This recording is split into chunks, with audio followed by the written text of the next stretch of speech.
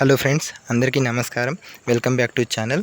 మనం RRB NTPC 2026-27 ఏదైతే ఉందో అంటే 2026లో నోటిఫికేషన్ వచ్చి ప్రాసెస్ మొత్తం కంప్లీట్ అయ్యేసరికి 27లో మనకు జాయినింగ్ లెటర్ కంప్లీట్ అయిపోతుంది.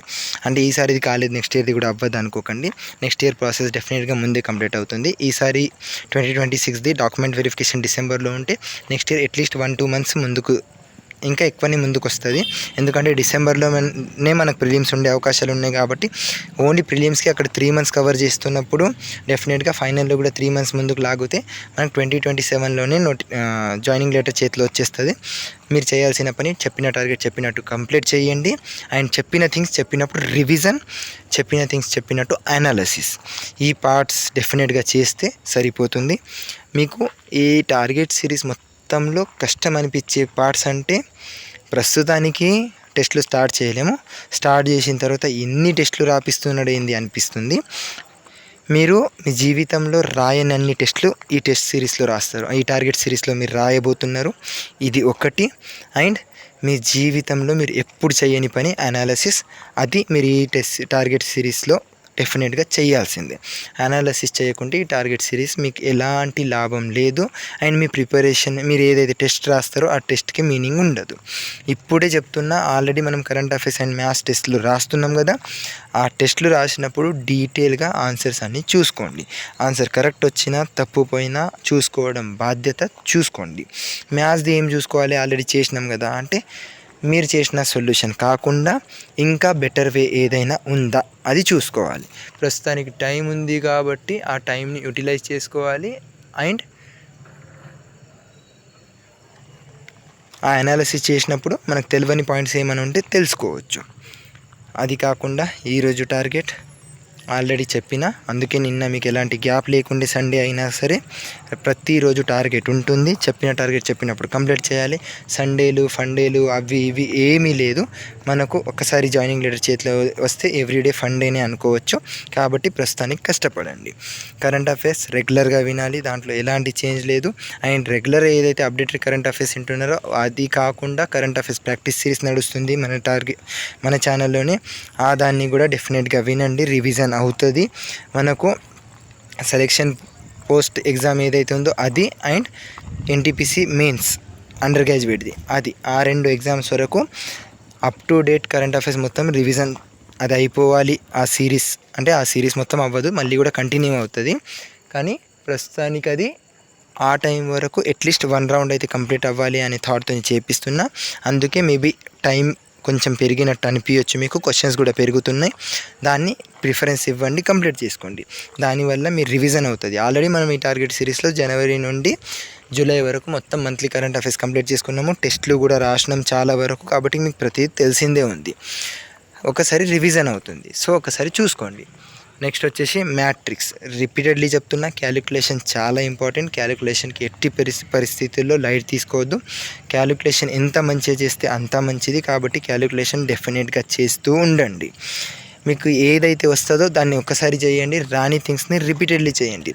బట్ క్యాలిక్యులేషన్ మాత్రం చేస్తూనే ఉండండి. ఎట్టి పరిస్థితుల్లో దానికి మాత్రం గ్యాప్ ఇవ్వద్దు.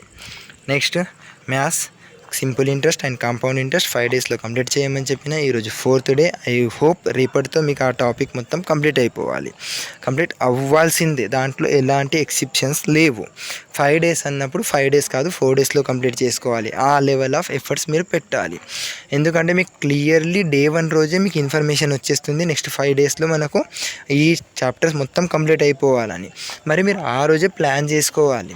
మొత్తం ఎన్ని గంటలు ఉంది, 15 గంటలు ఉన్నదా, 15 గంటలు మొత్తం 5 డేస్లో కంప్లీట్ చేయమన్నాడు అంటే పర్ డే 3 అవర్స్ మినిమం ఇవ్వాలి. అలాంటప్పుడు మనము ఆ 3 అవర్స్ ప్లాన్ చేసే బదులు first day, second day 4 hours 5 hours కూడా ఇచ్చినా తప్పు లేదు. ఎందుకంటే ఫస్ట్ డే సెకండ్ డే ఉన్న మోటివేషన్ మనకు 5th డే ఉండదు. అది జనరల్, ఏ హ్యూమన్ బీయింగ్ అయినా సరే. బట్ మనము ఆ మోటివేషన్ని 5th డే కూడా మెయింటైన్ చేయాలి. ఎందుకంటే రేపు వేరే టార్గెట్ వస్తుంది, ఎట్టి పరిస్థితుల్లో ఇది కంప్లీట్ చేయాలనుకోవాలి. ఆ రోజు కంప్లీట్ చేయాలి. మీరు ఏమైనా చేయండి, మొత్తానికి 5 రోజులలో ఆ టాపిక్ కంప్లీట్ అయిపోవాలి. రేపటితో last day simple interest and compound interest అయిపోతుంది. నెక్స్ట్ అది కాకుండా ఆర్ఆర్బీ ఎన్టీపీసీ 2025-26 టార్గెట్ సిరీస్ ఏదైతే టెస్ట్ సిరీస్ ఏదైతే ఉందో టెక్స్ట్ బుక్లో, దాంట్లో రైల్వే ఎగ్జామ్స్ 2025 PYQs టెస్ట్లు రాస్తున్నాము. Already number system, simplification, average, percentage అయిపోయింది. ప్రాఫిట్ అండ్ లాస్లో కొంచెం ఎక్కువ క్వశ్చన్స్ ఉన్నాయి. అండ్ ఈ టాపిక్ కూడా అలాంటిది, మీరు ప్రాక్టీస్ కూడా ఎక్కువనే చేయాలి. కాబట్టి ఆల్రెడీ 3 టెస్ట్లు కంప్లీట్ అయిపోయినాయి. ఈరోజు 4th టెస్ట్ రాసేయండి. ఇవి అయిపోగానే 2024 PYQs కూడా కంప్లీట్ చేసుకుందాము. నెక్స్ట్ వచ్చేసి reasoning.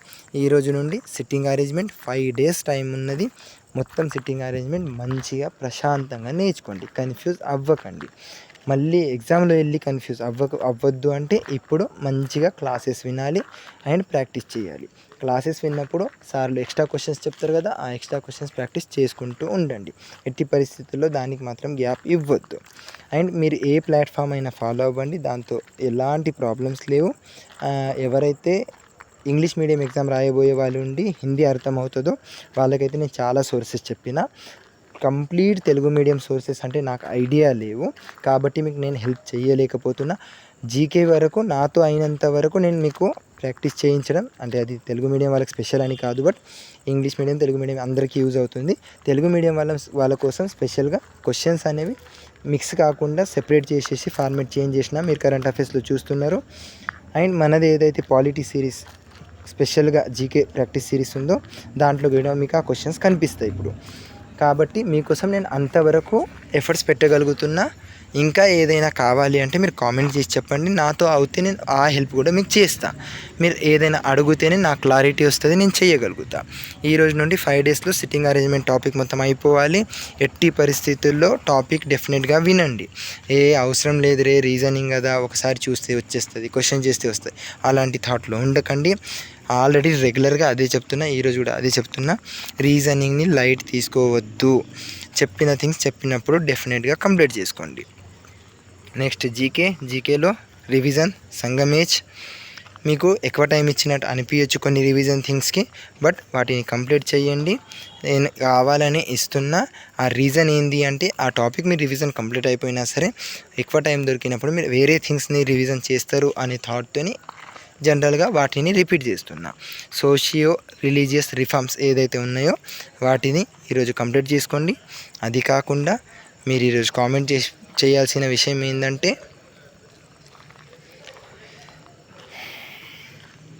Education related article a దాంట్లో ఉంది అంటే, ఫర్ ఎగ్జాంపుల్ సరే 21A ఏదైతే ఆర్టికల్ ఉందో అది ఎడ్యుకేషన్కి రిలేటెడ్. అది కాకుండా మనకు ఫండమెంటల్ డ్యూటీస్లో ఒక దగ్గర ఎడ్యుకేషన్ రిలేటెడ్ ఆర్టికల్ ఉంటుంది. ఫండమెంటల్ డ్యూటీస్ కాకుండా DPSPలో కూడా ఒకటి ఉంటుంది. ఆ 2 ఆర్టికల్స్ కామెంట్ చేసి చెప్పండి.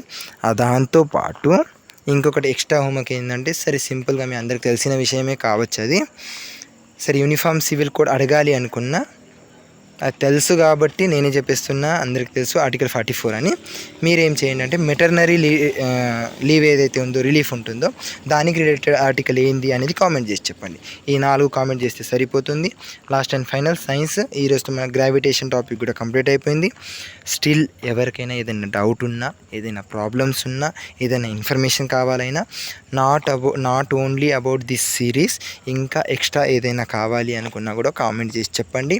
అండ్ ఇంకొక థింగ్, ఇవి అన్నీ కాకుండా ఏదైనా డిమాండ్ ఉంటే అంటే మీరు సజెస్ట్ చెయ్యొచ్చు, ఇంకా ఇది ప్రొవైడ్ చేస్తే మాకు చాలా యూజ్ అవుతుంది అని అడగండి. ఇఫ్ పాసిబుల్ నేను అది కూడా ప్రొవైడ్ చేయడానికి ట్రై చేస్తాను. మీరు జస్ట్ ఇన్ఫర్మేషన్ ఇస్తూ ఉండండి. ఏదో ఒక వేలో నేను నాతో అయినంత వరకు నా బెస్ట్ మీకు హెల్ప్ చేయడానికి ట్రై చేస్తున్నా. స్టిల్ ఏదైనా డౌట్ ఉంటే కామెంట్ చేయండి. Thank you for watching. Target మాత్రం డెఫినెట్గా కంప్లీట్ చేయండి. All the best.